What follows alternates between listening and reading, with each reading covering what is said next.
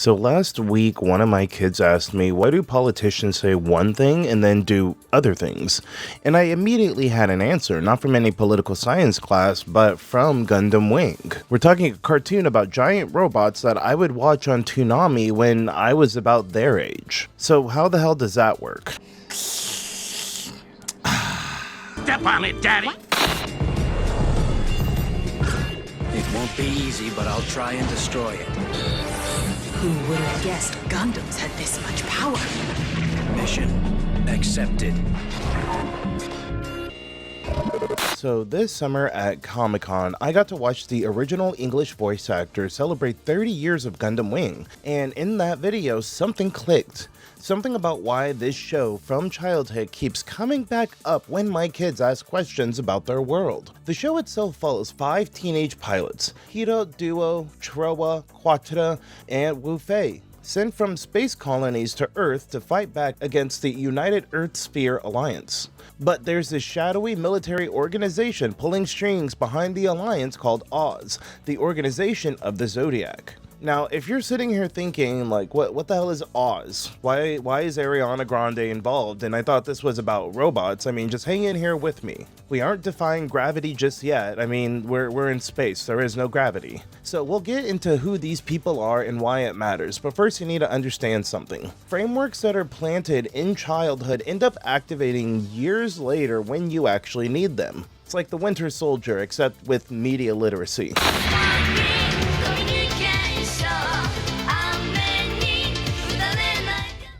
So, Gundam Wing, if you've never heard of it, rude, but honestly, why wouldn't you? I mean, it aired on Toonami way back in 2000. Space colonies fighting back against Earth's imperial control. Giant robots, teenage pilots.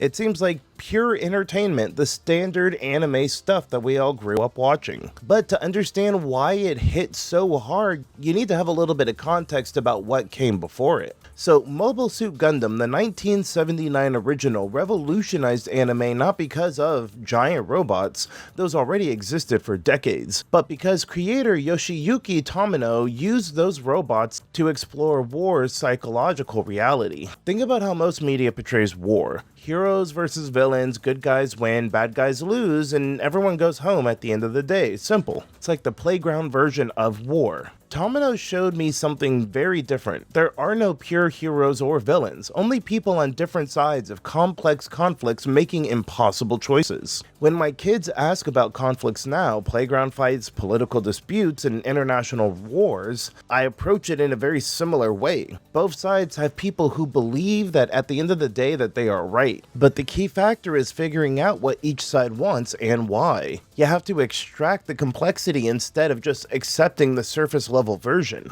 In the original Gundam, the Earth Federation presents as legitimate government but operates as colonial power. Zeon positions as liberation movement but commits genocide pursuing their goals. Most importantly, war traumatizes everyone. The protagonist doesn't become stronger through combat, he becomes more psychologically damaged. By 1995, Gundam Wing took this further. Space colonies controlled through military force and economic exploitation. Peaceful resistance fails when assassins murder the pacifist leader. 5 teenage pilots get sent to Earth to fight back. And here was what 11-year-old me was watching during those Toonami blocks. The United Earth Sphere Alliance looks like a regular world government they present as the authority that keeps peace. But there's this military organization called Oz, Operation of the Zodiac. They are elite soldiers with experimental mobile suits and special operations. They look like they serve the Alliance. But in reality, Oz actually serves someone else, the Romefeller Foundation. Think old European aristocrats who've been pulling the strings since the 1860s.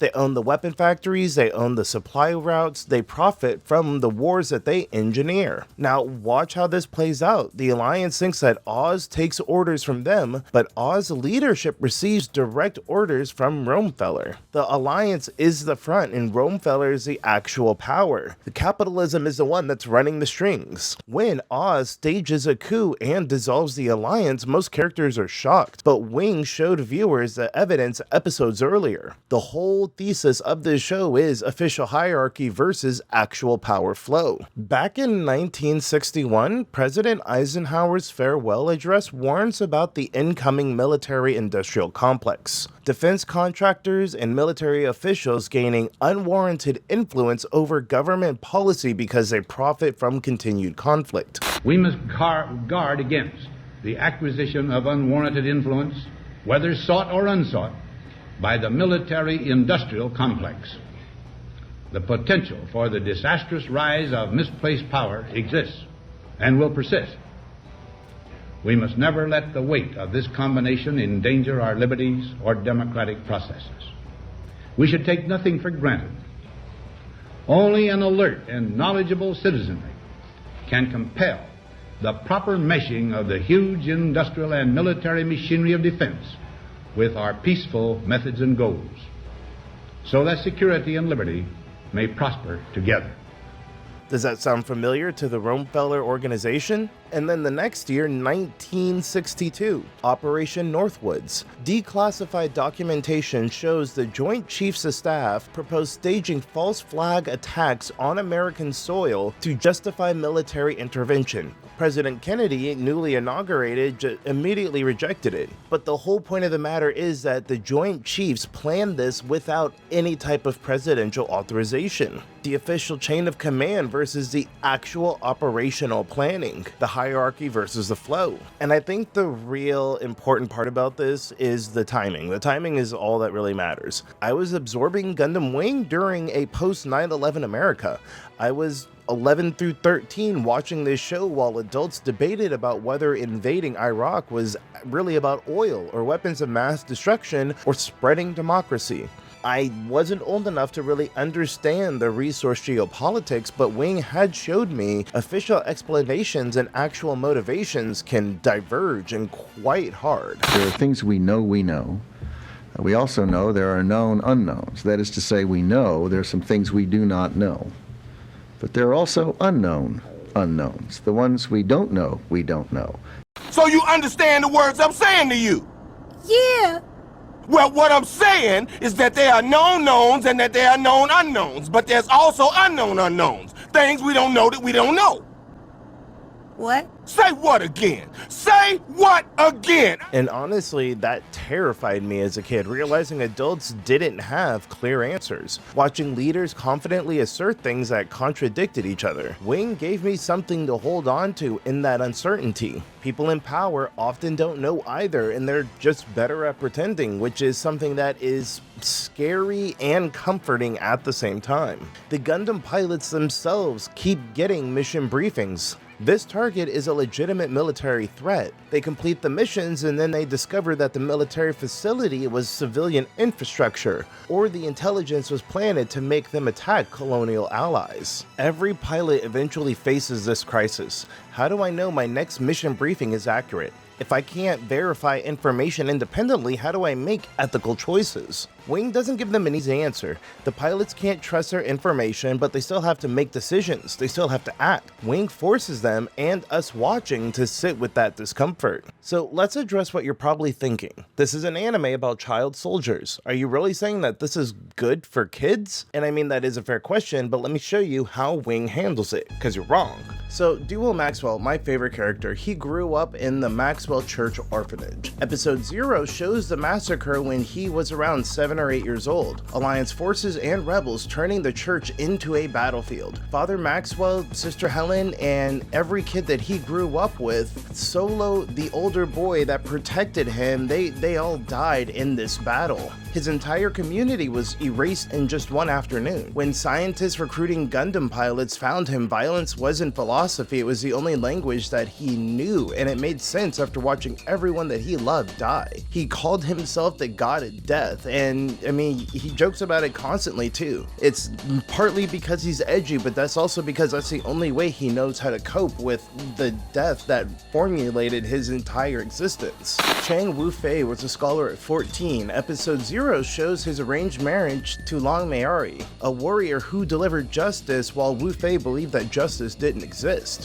When Alliance forces attacked their colony with biological weapons, Mayari took the prototype Tallgeese and fought back. Wu-Fei grabbed the incomplete Shenlong Gundam to save her, and when a Leo self-destructed nearby Wu-Fei, Marine threw herself between them and the explosion ended up killing her. She died in his arms, a very common theme you're gonna hear here. Wu-Fei took this name and renamed his Gundam. He talks to his Gundam like his long-lost fiance is still there, in an attempt to carry out her philosophy through conviction. Every conversation that he has with his wife is essentially part of every battle, seeing whether or not he is worthy of her conviction. Like, you see the Ava seeds in here? Let's go to our main character, Hito Yui, the stoic soldier, the perfect pilot, and he follows orders without question. Episode 10, Hito, distracted by defeat. When Oz threatens to destroy colonies if the pilots don't surrender, Dr. J announces us that they'll surrender, but they won't hand over the Gundams. Hito, standing on Wing Gundam's hatch, pulls out the self-destruct switch, whispers, "Mission accepted,"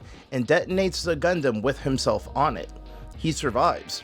Barely, and he spends many episodes recovering, visibly suffering from the consequences of his actions, which, I mean, let's be honest, good. When he initially meets Relena, he aims his gun right at her face because of the fact that he's so dedicated to his mission that just eliminating a civilian to protect his identity, it just doesn't matter. Over 49 episodes, Hito transforms from somebody who will do anything at all costs to complete his mission because that's all that his life means to him, to being someone who fights to protect the people that he loves. Next we have Quattro Winner, the pacifist pilot who fights only to protect. His father leads a peaceful colonial resistance until the powers that be find a way to turn that upside down. In the episodes that follow Quattro's grief from the fallout of those events, he ends up interfacing with the Zero interface, and the informational overload temporarily drives him insane. And in this mix of rage and grief and confusion, he nearly kills his allies. The show doesn't glorify this. The show shows that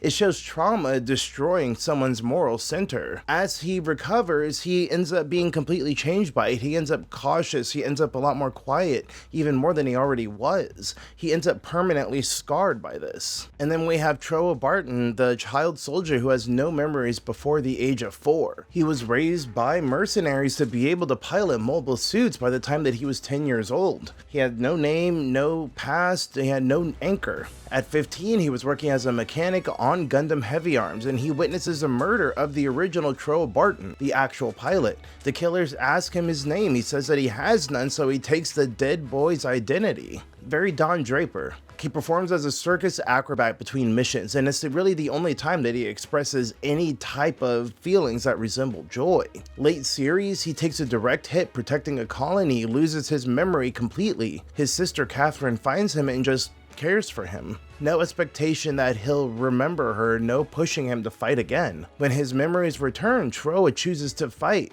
but differently. Less reckless, more protective, the show demonstrates that connection and care can reshape how we engage with conflict. This isn't glorifying violence, it's showing that violence costs something. Every battle leaves psychological scars. Every choice to fight requires some type of justification. And I was watching these types of shows while my classmates played war-themed video games, a lot of them centered around World War II, where these games had very black and white heroes, and death wasn't really a consequence because all you would do is just respawn and try again. It didn't really make an attempt to show what this was really like, but Wing showed me something different, that these actions have weight and that violence isn't just sweet Sakuga spectacle, but at the end of the day, it still is something that sticks with you. And like, when my kids ask about violence, because they do, because Say the line, Bart. we grow up in a world where we live in a society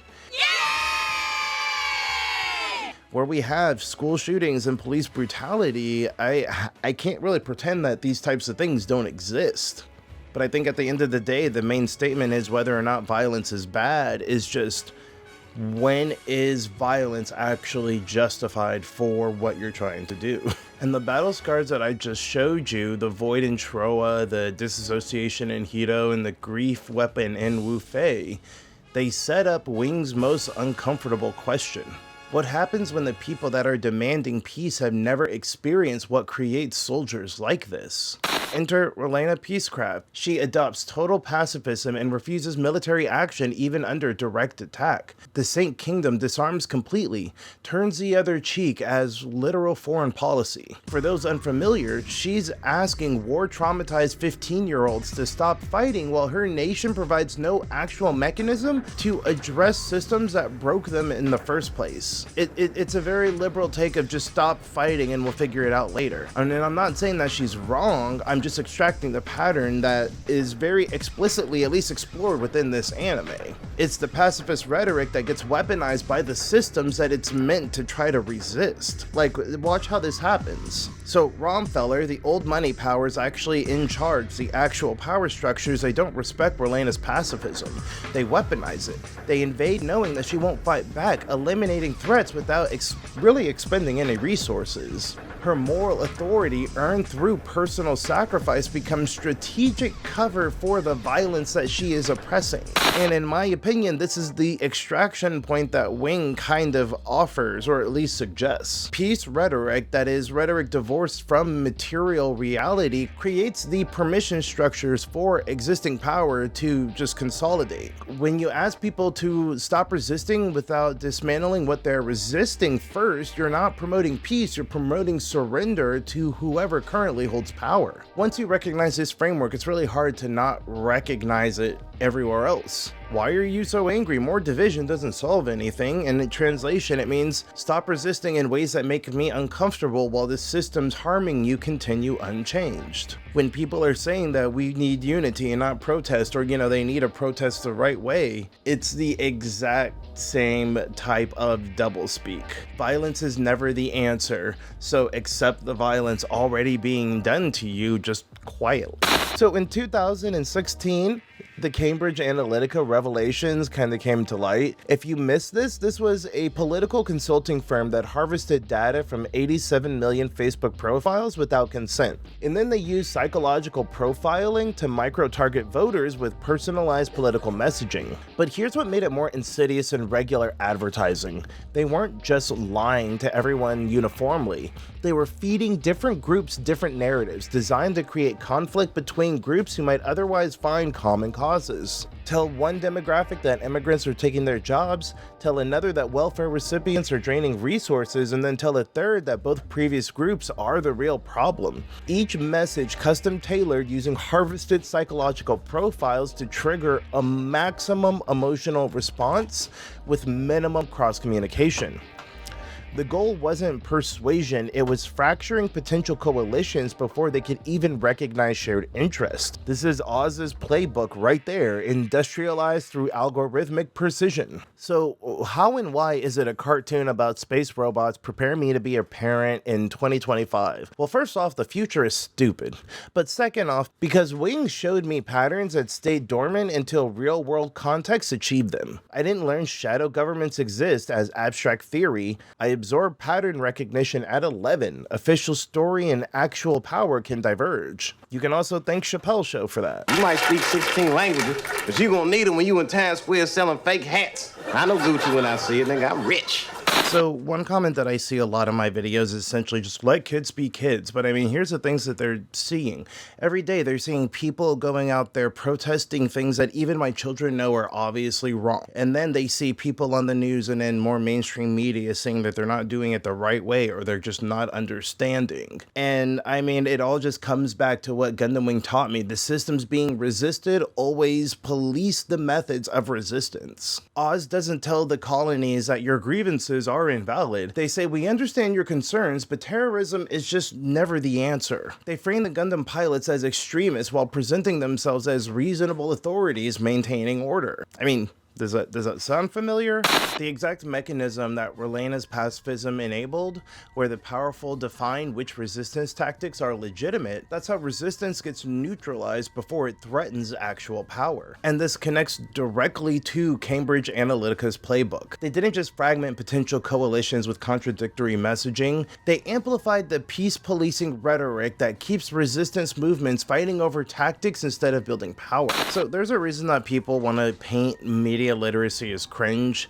It's because even just anime like Gundam Wing showed that sophisticated political education can happen through media that seems like it's just pure entertainment. That terrifies people who benefit from populations that don't ever question official narratives. When somebody tells you, oh, it's just not that deep, about media demonstrating power dynamics, when they mock things like media literacy, they're protecting something. And who really benefits if you don't believe in the worthiness of just even having a cursory analyzation of media, just a basic semblance, a crumb of literacy? Like, my kids are able to start extracting these dynamics now at freaking 12, 10, 8, and 6. Like, my kids, they are all mixed race, and they are navigating a world where people demand that they categorize themselves within certain boxes, whether that be their race, their identity, who they're attracted to, anything like that. They already experience how people in authority use language and in negative ways to control the narratives about how they live their own life or will live their life when they're older. Like, my kids have already been asked, what are you? And they are being demanded that they frame their entire experience into just a couple of boxes. So no, I'm not thinking too deep about it, because at least for people like me, this is just daily survival. When my 10-year-old son watches Avatar and spots the Fire Nation sharing prosperity rhetoric, he doesn't need me to explain manifest destiny. He can clock that pretty quickly, not because I lectured it perfectly with, slideshows and PowerPoints, same thing, I know, but because they've all seen this movie before. Wing showed me that third parties, especially with very concentrated interests, can manipulate government entities and government policies through noble sounding justifications. Avatar showed my kids Fire Nation doing the exact same thing with different aesthetics, and when we talk about actual history, they recognize that pattern being a third time. If you've watched my videos about 90s cartoons, you know that this isn't new. Captain Planet's corporate villains, Get him out of here! He's got AIDS! Miss Grotke's questioning whose version of history we're learning, and Hey Arnold showing how systems fail vulnerable communities. They were all teaching the same analytical moves. Ask who benefits, notice what's missing, recognize that stated intentions and actual outcomes diverge. And at the end of the day, it's us against them. Wing just found another way to do it with giant robots and colonial resistance theory. Those shows have done such a great job in being able to have me find ways to express and relate a lot of hardcore real world concepts into a way that is more palatable and, let's say, a little bit less existential. They notice narrative control before they understand the term. The recognition comes first and the vocabulary comes later. It's the most important part of learning any new language. Recognition coming first. When they encounter actual history, actual conflicts, actual informational warfare, which they already are, then these frameworks activate automatically and they can go full Winter Soldier mode. Or Jason Bourne, pick whatever you want, or Spy Kids. Do you think God stays in heaven because he too lives in fear of what he's created? You gotta remember, at the end of the day, kids are smart. They're really, really smart. Wing proved that by trusting us with colonial resistance theory at 11. And they also trusted these freaking 13, 14-year-old kids to pilot mecha robots that are the size of very large buildings. So to wrap up, my daughter's question about politicians wasn't random curiosity, it was a planted network framework activating. Gundam Wing demonstrated at her age and my age at the time that stated policy and actual power can diverge, that official channels can be fronts, and that you identify real power by following who benefits and not who is speaking. 20 plus years later, those patterns gave me answers when my kids needed them. but our kids won't stumble into this through afternoon cartoons, because afternoon cartoons don't exist anymore. That's why I find this crossroads of parenting and media literacy something that is very important and that like no one is really talking about right now. When my kids ask about power dynamics, and they do constantly because we live in hell, I'm not giving them scripts to memorize. I'm showing them the questions that already live in my head because they've been planted there at 11 years old. And the thing is, I'm not stealing their childhood, that's trusting their intelligence and respecting their reality. So if you made it this far, then that means that you also are probably seeing a lot of the similar frameworks in different types of media like I do. And that's why you are probably going to subscribe after this, because you are cool like me. Alright, so my last question to you as I gracefully segue into the outro here, I want you to give me an example of just some piece of media that once you started realizing the subtext or the undertones or the underlying message or what have you, once that all clicked, that in its own way completely changed how you saw the world, how you saw media, or anything like that. As you can tell, I really like analyzing media, so I really want to know what was that one piece of media that changed everything for you? Because you know what, I'm taking notes. I'm probably going to steal some of your guys' ideas for future content. So with that in mind, we are now officially in the outro. I tricked you. You've now made it to the end of the video. Congrats. And if you made it this far, you should probably like and subscribe. I want to thank you for your patience while I got this video out. Halloween. Lots of stuff going on, but I'm gonna try to record a couple videos today, and I'm really hoping that I can have a lot of stuff for you for the rest of the year. So with all that in mind, I'm still trying to get to 30,000 subscribers. It's pretty much a bit of a reach for the stars type of thing now, but I don't care. It's nice to have some stretch goals, you know. So 30,000 subscribers by the end of 2025. Let's make it happen. Doobie doobie doobie doo, blah blah blah blah. Thank you again for watching, and thank you again. I love you all. To quote Elio, okay, I love you. Bye.